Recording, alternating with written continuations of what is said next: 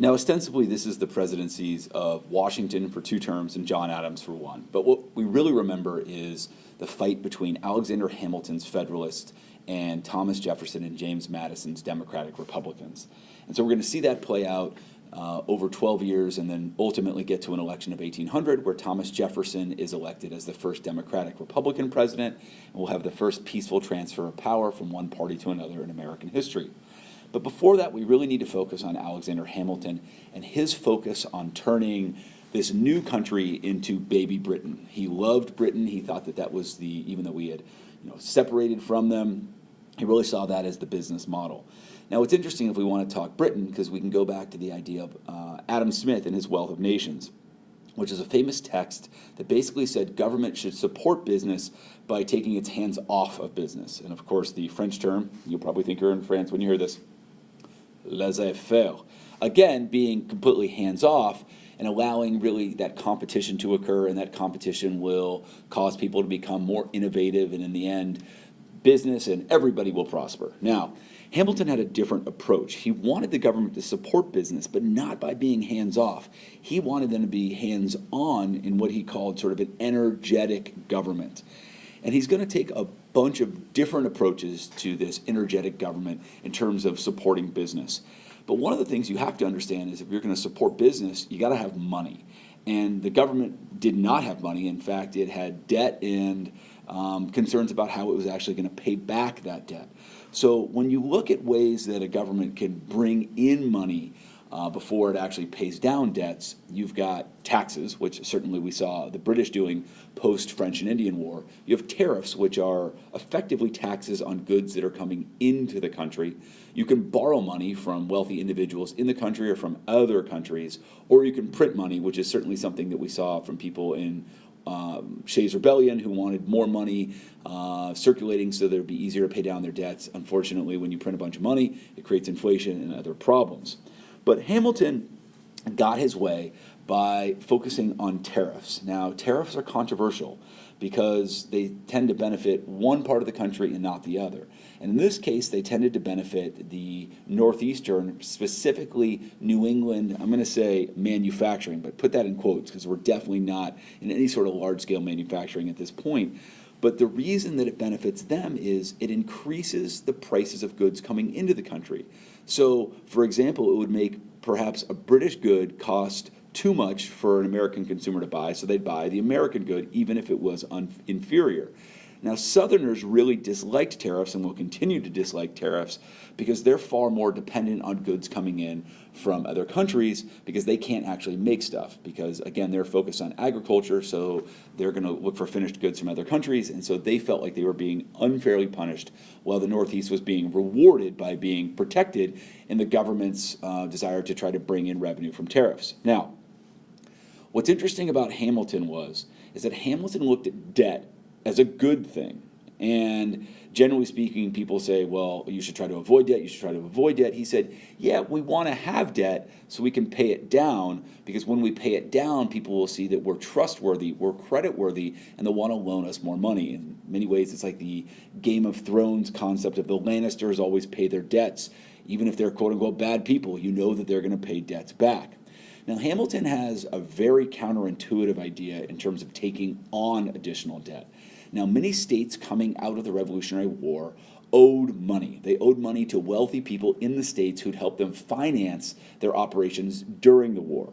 So these wealthy people looked at states, let's say Massachusetts, and said, where's my money?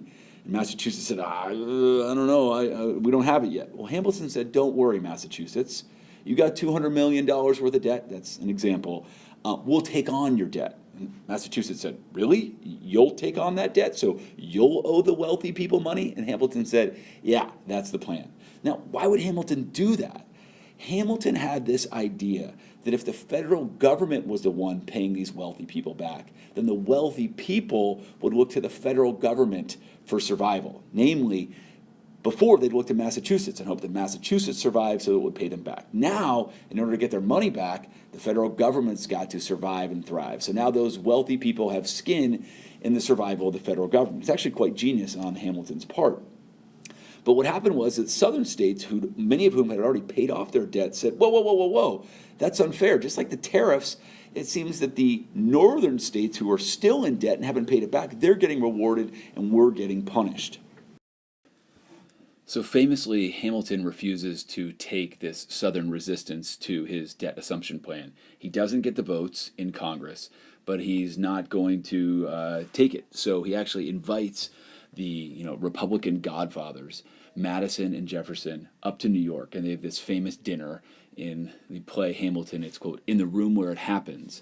And in the room, they decide on this compromise, that the Southerners will support the debt assumption plan, but in return, what they're going to get is they're going to get a quote-unquote Southern capital. Now, if you've been to D.C., it's not in the South, but it's definitely not New York and Philadelphia. So they're going to have this federal district right there near Virginia and Maryland. Now, the next important piece of Hamilton's plan is the Bank of the United States. And Hamilton looks at the federal government and says the federal government should have the right to charter a national bank. He says it's necessary and proper. He says in the Constitution, there are financial duties that are explicitly enumerated. We have that power. Now, technically, there's no bank in there, but he says according to the necessary and proper clause, also known as the elastic clause or the implied powers clause, it is something that actually would help do the duties that are specifically in there. Now, Thomas Jefferson looked at it and said, that's BS. It's not in the Constitution. And according to the 10th Amendment, if it's not explicitly given to the federal government in the Constitution, it belongs to the states. And he also said, look at that. Even if we allowed this, it would just be for the rich and it would create corruption. So in the end, actually, George Washington goes with Hamilton, and the Bank of the United States is chartered. Now, the Bank of the United States is designed so that it will hold government money, it will provide loans to the federal government when it needs it, and also other banks to promote economic development, and it will manage the nation's money supply. So ultimately, it actually becomes quite successful and does help the United States get on some firm financial ground relatively quickly. Now, Hamilton had another part of his plan, manufacturing. And I'm going to teach this overall plan in class as something that we call Fat White Bus Man. So the bus is the Bank of the United States, and the man is the manufacturing. Now again, Hamilton looking at Britain, who's not manufacturing in any sort of true industrial way in the late 1700s, but pretty soon in the early 1800s they will be. And he says these are the benefits of manufacturing. We'll be able to diversify the economy. We can't just be these, agrarian romantics forever. We can't be people who just make crops and import everything else. We want to be more productive. We want to be able to invest in machinery. We want more jobs for people that thus far have simply been sort of working in their home or working in the fields. And you know what? We want to bring in skilled workers from other nations. We want to build our productive capacity. And again, to protect industry, one of Hamilton's main plans was, again, using tariffs. Again, bringing in revenue to help pay down debt and give the government more money, but also at the same time to protect these sort of infant industries, quote unquote. Now, Hamilton also looks at the scene and says, you know what, in order to make my plan work, we really need to have transportation improvements. We want roads and canals and harbors. And again, those could have been built by private individuals, but his point was we want the government to finance this. We think it's going to be better for the overall American public if, in fact, we have these enhancements. Now, the Southerners look at it and say, that is not the federal government's job. Find it in the Constitution, just like the bank. It's not there. And ultimately, the federal government doesn't go in on this, but it is going to become a major issue for Henry Clay, who pretty much takes on Hamilton's ideas in about 2 decades later in something known as the American system. Now, we've talked about Hamilton's plan, his vision, but it's important to understand sort of who he was relative to Thomas Jefferson. So again, Alexander Hamilton, the head of this Federalist Party from his position as Secretary of Treasurer, he's pro-British, and at the end of the day, he looks at Thomas Jefferson and says, you and your people are so backwards. You're looking at the ground for the future, and we're looking at commerce and manufacturing for the future. Now, Jefferson, as Secretary of State, being pro-French, he looks at Hamilton's plan and says, you know what, we're going to be baby Britain. This is going to be, ruinous to the type of republic that we want to be, where it's really about sort of virtuous common man, and you're only inviting corruption by looking at finances. It's going to be greed and avarice. Now, Hamilton's Federalist Party was mostly in the Northeast, particularly centered in New York and New England. And again, they are the people that feared mobocracy. They are the people that had looked at Shays' Rebellion and quickly got together and wrote the Constitution. Again, Madison was a Federalist, but now a Democratic Republican.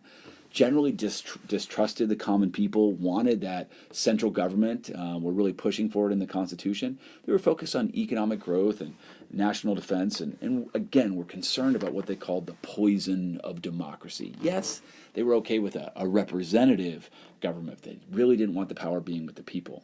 The Democratic Republicans, on the other hand, those are the people that, again, had sort of come out of the faction, the anti-federalists, and they looked at the scene and said, you know what?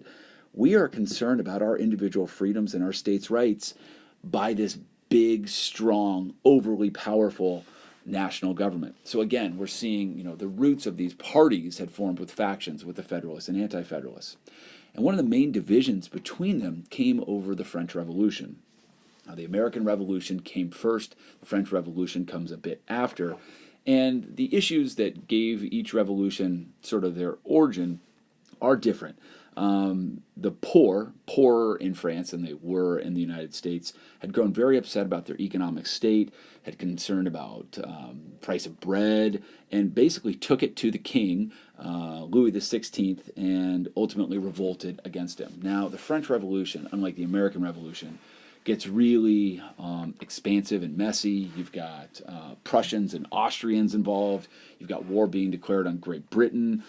Turns into blood in the streets when these revolutionaries start going after counter-revolutionaries. We're not going to go into all the dynamics of the French Rev, but it's important to realize that the two parties, the Federalists and the Democratic Republicans, took opposing views. Of course, Jefferson being pro-French, and sort of loving this, democratic overthrow of this absolute monarch, said, yes, we endorse the French Revolution. The Federalists, again, sort of the moneyed, propertied class, said, whoa, whoa, whoa, this is vicious, this is godless. They're looking at it and saying, well, if it can happen over there, could our, quote-unquote, elite be toppled as well? Now, the bigger sort of issues overall were that both France and Great Britain, who are now warring against each other as a result of what had originally started as a domestic revolution, they both purchased goods from the United States. Yet each country wants to stop the United States from trading with the other, so they're attacking U.S. ships. Now, neither side wants, neither of these parties, the Democratic, Republicans, or the Federalists, want a war. They don't want to basically end these trading relationships, but they find themselves in quite a dilemma. Particularly problematic is the fact that on the books, technically, the United States is allied with France, going back to the alliance that was created during the American Revolution that brought France in and really, was the instrumental reason that America won the war. So technically, there's that, that obligation to help the French. However, George Washington wanted no part of this European war, while also being able to trade with both sides. Now, Hamilton looked at this deal that we had with the French and found a loophole. And he said, whoa, whoa, whoa, we don't have to honor the deal with the French because that was signed with a monarch who's now dead. So technically it's null and void. Jefferson didn't say, we absolutely have to go in with the French, but he's like, let's delay and use our alliance as a bargaining chip with Great Britain and try to get ourselves out of this. Now, Washington looked at the situation and said, I think the only way that we can ever survive here, again, we're not very old. We can't really fight in any way. We don't have much leverage at all. But let's declare our neutrality and basically say we're going to be friendly towards both nations and prohibit our citizens from really taking part for either side. For him, he said, you know what? With no army really and no navy at all, we are not in a position to be taking either side. And God forbid if we lose, then that could be the end of our nation. Now, something the United States did do to France was recognize the new country, diplomatically, which is a big deal. And as a result, they sent an ambassador over here, Edmond Genet.